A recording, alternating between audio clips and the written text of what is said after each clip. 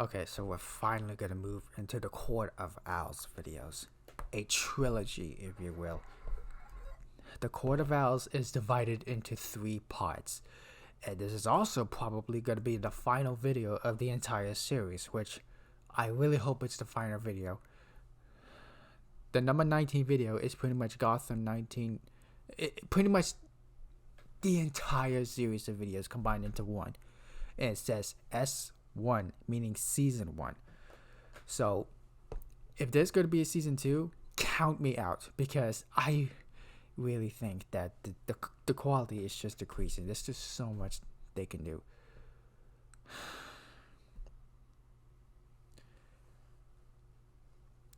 I hope there isn't going to be a season 2. I really hope there isn't. Also, I'm going to be putting on the Felix Gray glasses for this, because I need my eyes to be protected from staring at the computer screens. And I'm just going to be combining three parts into one video. I'm going to be combining 3 into 1. I'm not going to be splitting them into separate videos. I'm just going to combine them into one. Here we go. They better make this go out on a high note. The fact that they dedicated it into 3 parts, that means there's so much to tell. The following story and photos are from Giant. Back.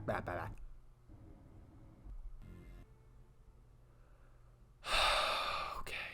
Gotham City had already seen much craziness by the time 1933 arrived. Masked vigilantes, mob bosses, costume criminals, and corrupt city officials had all contributed to the chaos, but no one suspected much. In the minds of its citizens, Gotham had always been this way, and Gotham would always be this way. In the early days of Gotham, namely 1865 to 1866, some wealthy slave owners in the Confederate U.S. moved north with their wealth, once it became obvious that the Confederate States would lose the Civil War. They spread far and wide throughout the United States. Some of these families settled in Gotham City to start their new life, but it did not take long for them to realize that they were still viewed negatively by many. This was mainly due to their white nationalist beliefs and tendencies. They did not want to change their ways, and they sought to find new avenues in which to continue living their deplorable lifestyle. They felt ostracized, and so they determined that they would band together. They formed the Owl Creek Country Club, exclusively for the wealthy elite who had come from the South. In a mixture of European tradition and New World ambitions, they chose the owl god Moloch as their symbol. They would perform ceremonies and rituals to the god. Owl Creek stayed very internalized for decades until their numbers began to dwindle. They then began reaching out to the established wealthy families in Gotham and across the United States. They didn't care about gender. Men and women were allowed membership alike, but they maintained their all-white policy. Racism. Membership was very demanding. Owl Creek expected its constituents to donate 15% of their wealth upon their deaths. Each member, upon their acceptance into the group, was given a white mask shaped like the face of a barn owl. Also among its constituents, they were known colloquially as the Court of Owls. They were very particular about their members. If one had proven to be irresponsible with their wealth or even just lean that direction, they were denied membership. They valued individuals who understood the difference between being rich or being wealthy.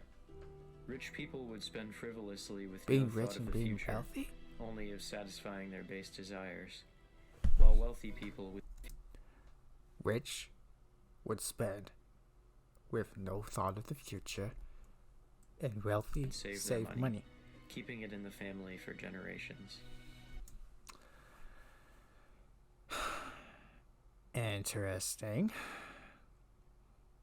I legit thought that there's no difference. They valued longevity of wealth highly, and shunned anyone who would threaten that. Their reach was far and wide. While their base of operations was Gotham, they allegedly had other chapters throughout the U.S. An example of this would be the owl god Moloch found in the dollar bill as a result of the court's influence. Huh. One of the ways they lived this longevity of wealth out was by constantly seeking investments in a number of things. One such investment was in the new and quickly growing Nazi Party in Germany. Many other wealthy Americans also donated to them, such as Henry Ford, who may have been a member of the court. It is rumored that another chapter of the court helped fund the 1939 Nazi rally in Madison Square Garden years later. Oh This my rally God. combined Nazi propaganda with American patriotism in an effort to win people over to their philosophies and cause. So the Court of Being Owls before are World kind of War like II, Hydra no in one a was way. aware of the horrors to come at the hands of the Nazis.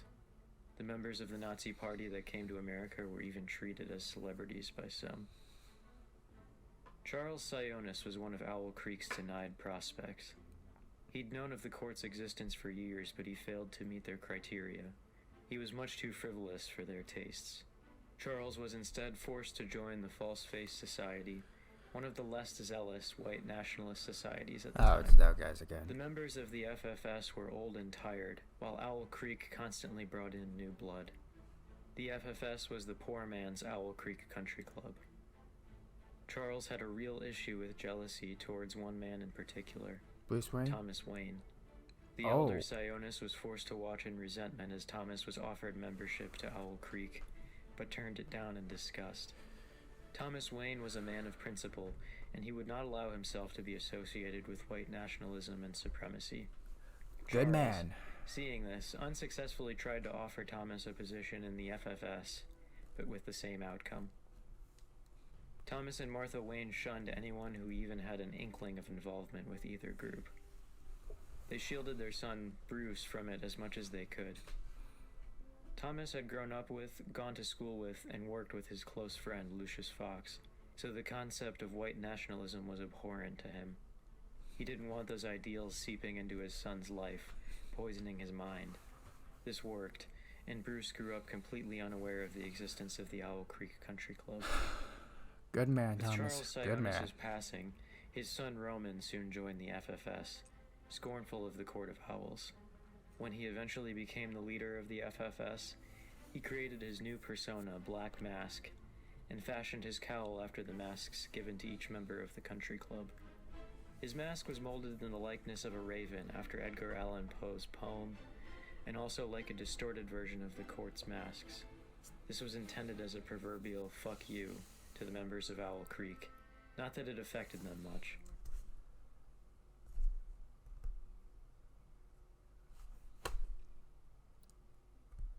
I'm rather shocked that they didn't censor that. They censored that in the subtitles, but they didn't censor that when talking. This is a documentary.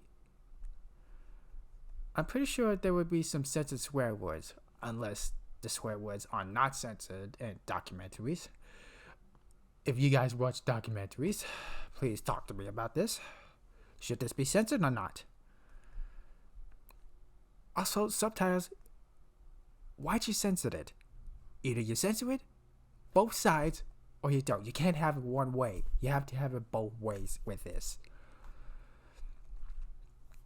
Also, this seems like the yin and yang of racism. They barely gave Black Mask and the FFS any thought at all. As Owl Creek grew and evolved, so did their plans and ambitions. The leaders of the club realized that with all their power and resources, they had opportunities to influence the city officials, politics, and infrastructure of the city. They took it upon themselves as a calling to guide the history of Gotham, to control its every facet. These leaders of the court were considered the elite of the elite within their club, and their decisions influenced much of the group's goals and activity. The court purchased a lot of land, and even some islands, digging their claws deep into Gotham and the surrounding area. They instigated numerous new regulations for the members of Owl Creek. Members were now expected to make each meeting a priority, drop all pretenses of responsibility outside the group, and take part in the strange and arcane rituals practiced by its very first members. This last requirement was a dark reflection of the original practices of Owl Creek. The court now drilled into them the belief in the owl god Moloch, and mandated that ceremonies and ritual sacrifices to the owl god were mandatory. The sacrifices were usually only effigies made to look like specific individuals, but the ill intent towards those individuals was still present.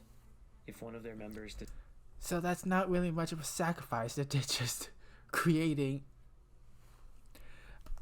I forgot, are effigies made of dead bodies or no? If they require a sacrifice, why don't they just kill someone?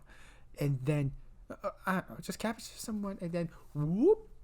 decided they wanted no part of it, a talon would soon come for them.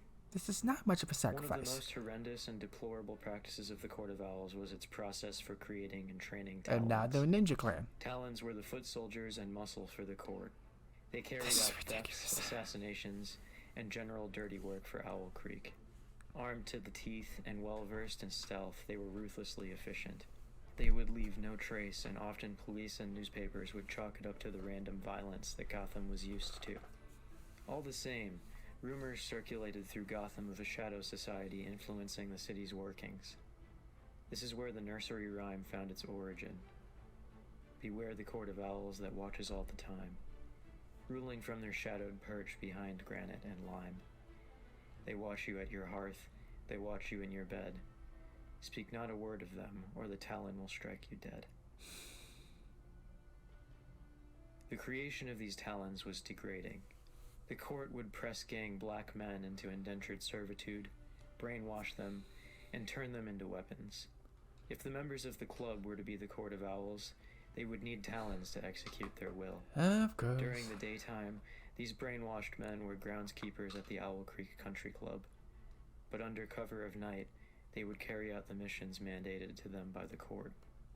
The horrors reaped upon them in the brainwashing process would break most men, but the talons had no say in the matter. Even though slavery had been abolished after the Civil War, no other word could be used to describe what the court put these men through. They received daily beatings and verbal abuse, constantly being reminded they were not free to leave. They were told that they were property of the court now and always. It took a toll on the minds of the black men subjugated to the court, although it would eventually come back to bite them. The Court of Owls was allegedly responsible for numerous mishaps throughout the 19th and 20th centuries, in Gotham and across the United States, according to their ledgers and accounts of business. Some purported victims of their ire were Basil Carlo, Kirk Langstrom, and Victor Fries. They were also purportedly involved in other disasters, such as the Great Molasses Flood in Boston circa 1919, and the sinking of the SS Lady Elgin in Chicago in 1860. It's even rumored that the court may have been involved, if not responsible, for the stock market crash of 1929. It may have been an effort on their part to consolidate power. The court has many other disasters across the United States listed in their accounts. The Great Depression, how many are credible is unknown.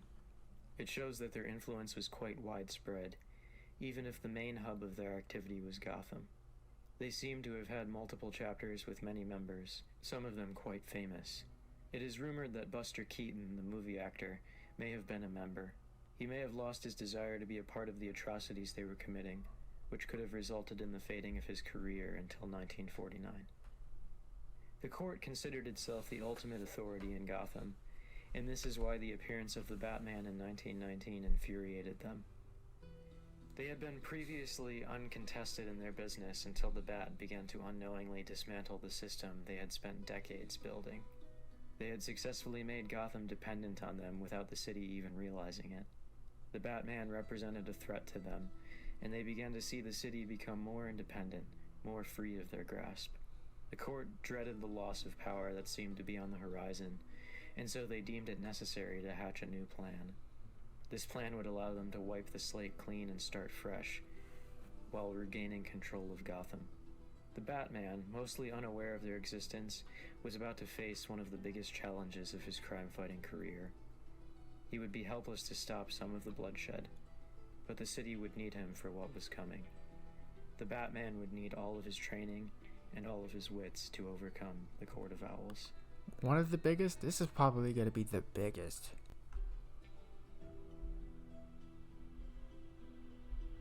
Okay, so the Court of Owls are racist guys. Oh, boo-hoo.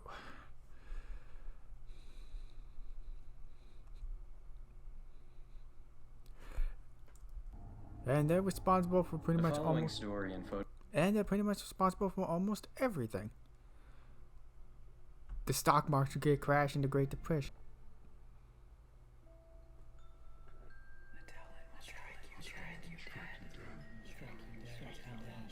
Talon will strike you dead. That was Death unnecessary. was on the horizon. The Batman's meddling in the affairs of the Court of Owls was seen as a declaration of war by the court. It didn't matter that the Batman barely knew of their existence due to their secrecy. The court wanted blood. And when the court wanted blood, the Talons would see to it that they received it. The first telltale signs came about during the Gotham Urban Renewal Project in 1933, funded by Wayne Enterprises, Inc. It was personally overseen by Bruce Wayne and Lucius Fox, and was inspired by the construction of Central Park in New York, as well as the Renewal Project in Chicago in 1909. Its goal was to provide secure and affordable housing to Gotham citizens in the quickly growing city. Bruce's hope for the project was that it would help lower the crime rates by decreasing the desperation many citizens faced daily. This was the final straw for the Court of Owls. They had already lost the support of some of their politicians in Gotham's infrastructure, and now they were facing the prospect of losing the candid reliance of the people. They devised a plan to remain in control. Because they were losing their grip on most aspects of the city's infrastructure, other than economically, a list of names was established. It was a list of city officials. Mayor Haiti, Commissioner James Gordon, Professor Hugo Strange, and many more were on the list, including Bruce Wayne. It laid out who influenced each aspect of Gotham's day-to-day governance. This list was a hit list for the court to provide its Talons with their targets. During a quiet evening after a busy day of fundraising, Bruce Wayne was at home. He was caught unawares when an armed assassin broke into Wayne Manor and attacked him. Bruce managed to evade the attacker, and police soon arrived at the scene. Before the assassin escaped, he proclaimed to Bruce that the Court of Owls had sentenced him to die. The assassin made his getaway, and police gave chase, but the trail went cold, and no one could find any new leads. The police merely laughed when Bruce mentioned what the assassin had said about the court. They were a fairy tale, a ghost story to scare children into behaving. Unconvinced, Bruce hearkened back to his investigations into shadow societies as a child. He'd wanted to find some reason, any reason behind his parents' murder.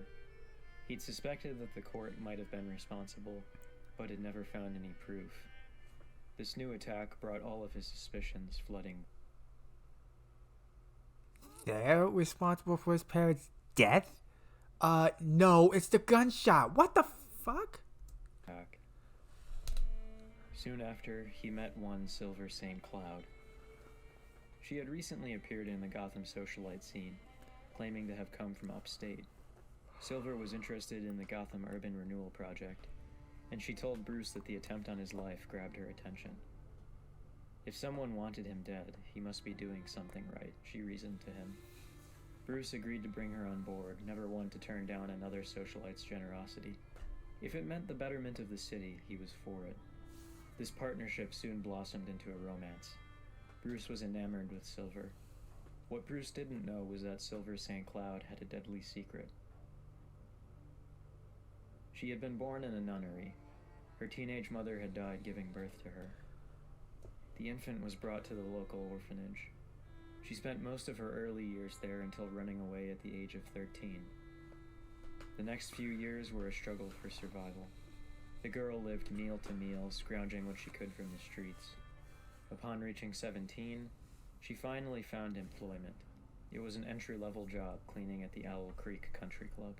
Cleaning. Here she witnessed how the upper class lived, and found herself envying it. As a housekeeper, she had access to most of the rooms at the Owl Creek facility. She also picked up bits and pieces of information overheard from the members of the club, but she wanted more than the hand that life had dealt her. The young woman took note of the numerous functions that the members of Owl Creek held. For the next 18 months, she saved every cent she made as a housekeeper, in the meantime reinventing herself as a wealthy heiress. The young woman who came through the door to the annual ball at Owl Creek was completely transformed. Gone was the housekeeper that everyone ignored. In her place was someone new, someone beautiful, someone formidable. Silver St. Cloud. It was a huge gamble to show up uninvited to the ball, but it paid off. Even though she had spent so much time cleaning up after the members of Owl Creek, none of them recognized her. None of them? Silver's confidence and transformation made that much of an impact on them.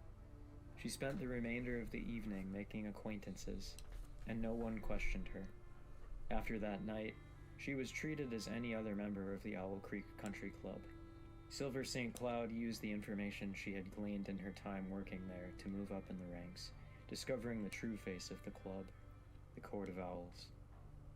Bruce was none the wiser for these truths about Silver. There was no way Bruce could know that she was now one of the highest-ranking members of the court. This would all soon come to light. The police continued to look into the mystery assassin who had attacked Wayne, but their search was fruitless. Then the deaths began. Oh, shit. They were scattered throughout many days and weeks. A city councilor found in a dumpster. The new city treasurer found in Gotham River. Over time, a pattern began to emerge. But while the police suspected foul play, they had no evidence to support it. What they did have was the Batman. Following the pattern of city officials, the Batman and his team staked out the residences of the most likely targets. Their waiting finally gave them a lead. While staking out Commissioner James Gordon's home, the Batman saw a shadowy figure arrive, knife in hand.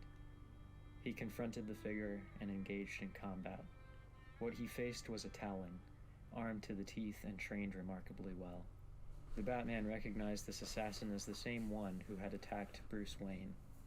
He fought furiously, wanting to overpower the Talon and get some answers. The vigilante soon realized that they were evenly matched. Even? The fight continued until the rest of the Bat team arrived on the scene. Oh, God. Together they overpowered and captured the Talon. They brought the Talon back to the Batcave, located beneath Wayne Manor, and soon discovered the truth behind the Talon. That he was a black man captured and reprogrammed by the Court of Owls. The Talon had been through a rigorous torment at the hands of the court, his identity wiped away. His name was Lincoln March, a man who had gone missing years ago. The Batman learned that there were numerous Talons, all at the disposal of the court, and he acquired a full list of names for elimination within Gotham City officials. The Batman was adamant about handling the court on his own. He assigned the rest of the Bat team to watch over and protect the other targets of the Talons. He then released the Talon they'd captured back into the city, intent on tailing the poor soul back to the source, Owl Creek Country Club. The Batman's rage burned furiously. He'd seen the injustices reaped by the court in the murders, the brainwashing of their Talons, and he would not stand for it. He would burn the court to the ground. Burn it. Okay.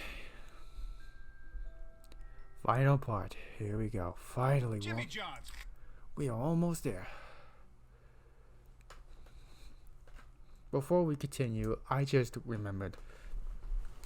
In the Arkham games, Arkham City and Arkham Knight, the guy was a part of the Court of Owls that was trying to assassinate the Batman, but tried to get on his good side.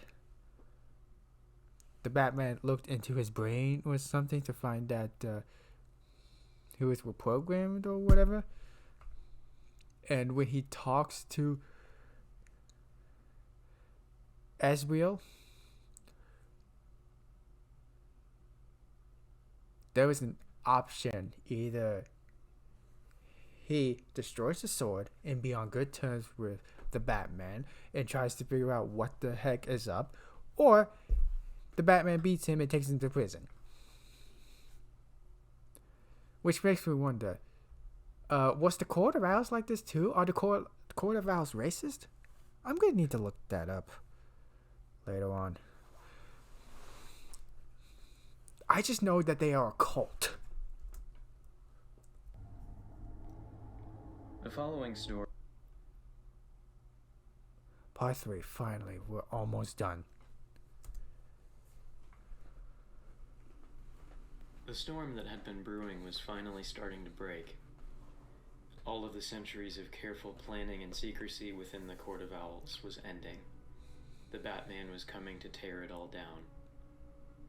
As he tailed the Talon that was leading him to the Owl Creek Country Club, we can only speculate what the masked vigilante was thinking.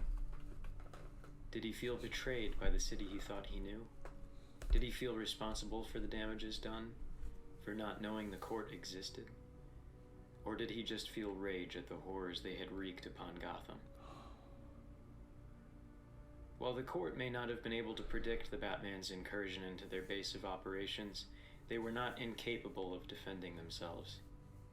When their Talon came and informed them that the Dark Knight would soon arrive, they prepared a trap for him. The Batman was wholly unprepared for what was to come. When he stepped through the doors to Owl Creek, he was greeted by some of the court's members, all wearing their masks. The Batman attempted to attack them, but was intercepted by 2 Talons. The Batman fought valiantly, but more Talons began to arrive, and soon he was overwhelmed. As he was began to arrive, and soon he was overwhelmed.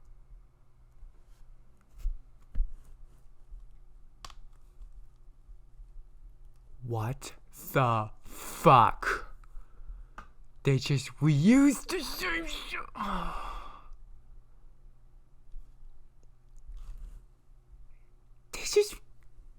They just reused the same shots from the movie. They reused the same shots from that animated movie, Batman vs. Robin. What the fuck? That's just lazy. As he was pinned, a member of the court approached him and injected him with mescaline, a hallucinogenic drug. Once it had taken effect, it released the Batman into the forest surrounding the country club. Under the effects of the drug he'd been induced with, the Batman saw many horrors, grotesque visions, and waking nightmares. While he was dazed by the drug, the court prepared to initiate an event that hadn't occurred in decades: the Hunt of the Owl. It was a nearly forgotten tradition and a ritualistic devotion to the owl god Moloch. The origins of the ritual hunt are lost to time, though it is speculated that it was reserved only for their worst enemies. They thought it only fitting that the owls should hunt the bat. They sent out their Talons to begin hounding the Batman, and they armed themselves with crossbows, swords, and an assortment of medieval weaponry. The members of the court were elated to be partaking in the long-absent tradition. There was one among their numbers who was not, however. Silver St. Cloud, now a high-ranking member of the court, still wanted revenge against the members of the court. Their ill treatment of her during her time as a housekeeper was not forgiven by the fact that she was now a commanding member. Silver saw an opportunity with the Batman's arrival. She would finally have a chance to help bring it all down.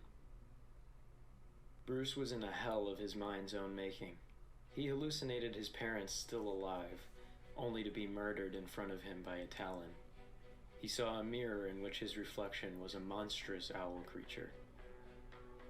In the midst of this, he was hunted down and attacked numerous times by some Talons, or shot at with arrows by the court. Some of the attacks found their mark. The Batman found himself unsure what was real and what was a figment of his imagination, although the pain of the wounds was very real. Silver St. Cloud accompanied the court with the Talon bodyguard, the man known as Lincoln March in his prior life. The court's brainwashing process included the integration of safe words into the poor men's minds, safeguards allowing for a strengthening or relinquishing of some conditioning. Unbeknownst to the rest of the court, Silver intended to use this for her own aims. The Batman, in spite of his wounds and his drug-addled mind, managed to fend off most of the attacks, but the court and Talons eventually cornered him. It seemed that the Dark Knight's career was about to meet its end, when Silver uttered the safeguard to Lincoln March, Willowwood. March's conditioning eased up enough that he regained some of his free will. It was at this moment that Lincoln March's hatred for the court exploded. Lincoln lashed out at Talons and members of the court alike, slashing and striking indiscriminately. The Batman was beginning to overcome the mescaline in his system, and seeing this, took advantage of the situation. He began fighting again with renewed vigor. In spite of this, the Talon and the Bat were still vastly outnumbered. Where's the Bat Silver team? had only known the safe word for Lincoln, and she was not yet ready to reveal her treachery. The Batman and the Talon fought fiercely, but it wasn't until the timely arrival of the Bat team that the tide of the battle began to turn. Nightwing, Batgirl, and the GCPD arrived in force. The Bat team had chosen to ignore Bruce's request to let him fight alone, and the battle was all over soon. With the drug finally wearing off, the Batman and his allies apprehended the remaining Talons and court members, although some members of the court managed to escape. Lincoln March and most of the Talons were brought into custody, but Silver St. Cloud and a handful of others were nowhere to be found.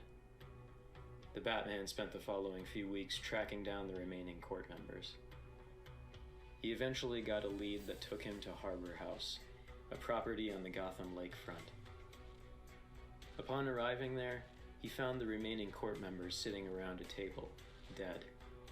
They had been poisoned, except for Silver St. Cloud, who was nowhere to be found. Damn. On the table was a letter with the message, "The court has been struck dead," and signed, Silver St. Cloud. Silver was never found, and presumably left Gotham altogether. The revelation that Silver had been a member of the court struck a blow to the Batman. Bruce's romantic entanglement with Silver had come to an abrupt end, as most of his relationships did. At Harbor House, numerous ledgers and records of the court's dealings were found.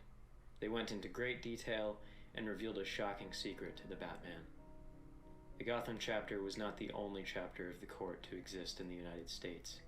There were mentions of chapters in New York, Boston, Washington, D.C., Chicago, and many others. Gotham had been the Court of Owls' main base of operations, but the legacy of the court lived on in other organizations that sprang up throughout the centuries. The Bohemian Club, Skull and Bones, and more. These clubs were merely echoes of the court, but still held many similarities. They also publicly kept their noses clean and could not be touched. The Batman knew to pick his battles, and surmised that the court's presence in Gotham was eradicated. He gave all of his information to the police, who in turn gave it to the FBI. As long as the court stayed out of Gotham, he would leave the other chapters to the authorities. The Talons that had been apprehended were treated with gentle care. They could not be imprisoned in Blackgate, as they were not responsible for their actions. Nope. They were moved to Arkham Asylum's high-security wing.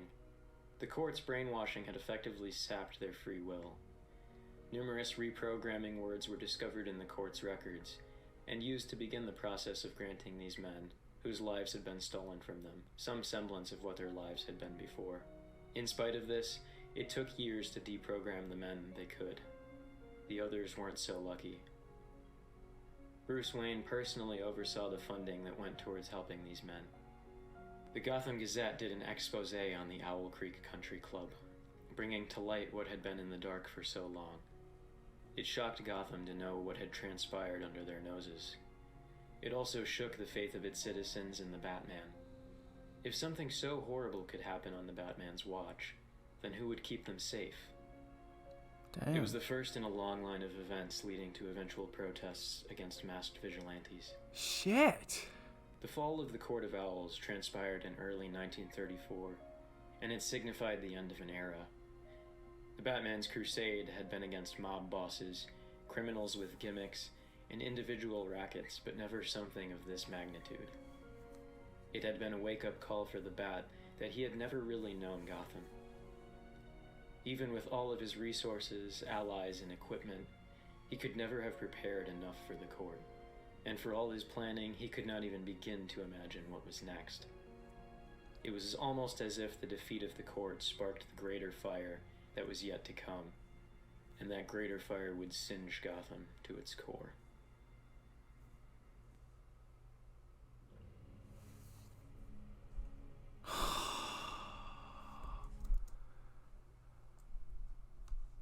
There's another one of this? Gosh darn it.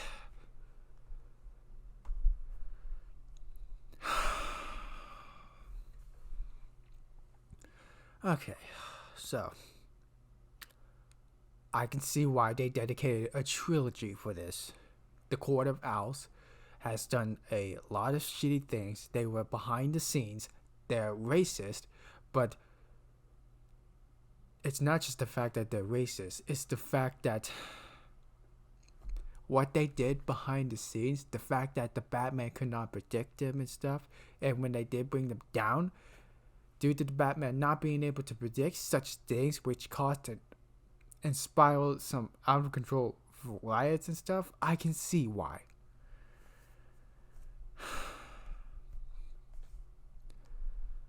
Well, this is the end of season 1.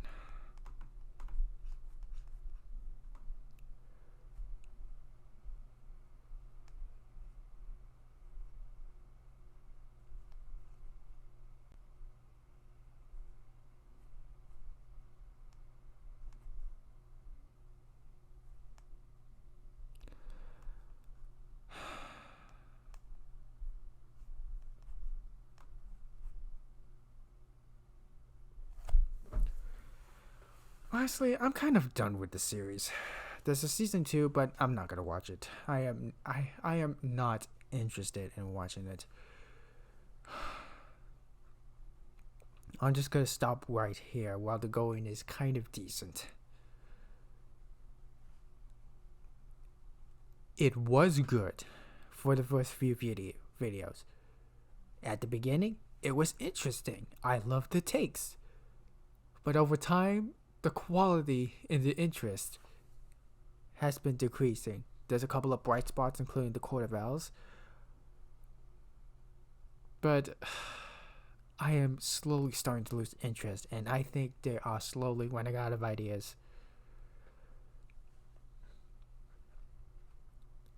Make no mistake, it's not like that I hate the documentary style. I liked it. I loved that, actually, but there's only so much they can do to make it interesting. So that's the end. I am gonna stop right here, just like how I stopped reacting to Camp Season 1.